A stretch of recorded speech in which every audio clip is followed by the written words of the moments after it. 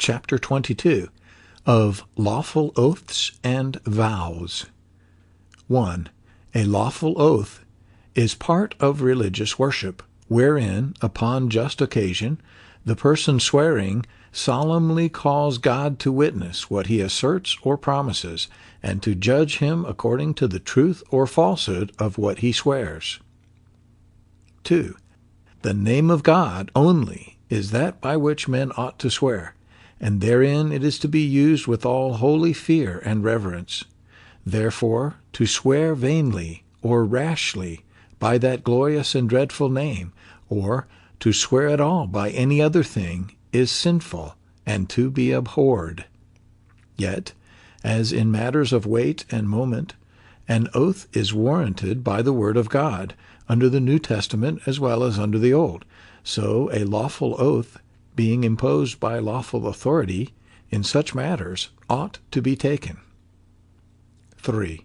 Whosoever takes an oath ought duly to consider the weightiness of so solemn an act, and therein to avouch nothing but what he is fully persuaded is the truth. Neither may any man bind himself by oath to anything but what is good and just, and what he believes so to be, and what he is able and resolved to perform. Yet it is a sin to refuse an oath touching anything that is good and just, being imposed by lawful authority. 4. An oath is to be taken in the plain and common sense of the words, without equivocation or mental reservation. It cannot oblige to sin, but in anything not sinful being taken, it binds to performance, although to a man's own hurt. Not is it to be violated, although made to heretics or infidels. 5.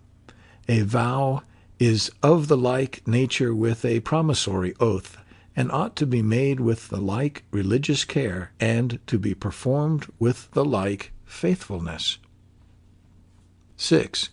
It is not to be made to any creature, but to God alone, and that it may be accepted, it is to be made voluntarily, out of faith and conscience of duty, in way of thankfulness for mercy received, or for the obtaining of what we want, whereby we more strictly bind ourselves to necessary duties, or to other things, so far and so long as they may fitly conduce thereunto.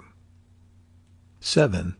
No man may vow to do anything forbidden in the word of God, or what would hinder any duty therein commanded, or which is not in his own power, and for the performance whereof he has no promise of ability from God. In which respects, popish monastical vows of perpetual single life, professed poverty, and regular obedience are so far from being degrees of higher perfection that they are superstitious and sinful snares in which no Christian may entangle himself.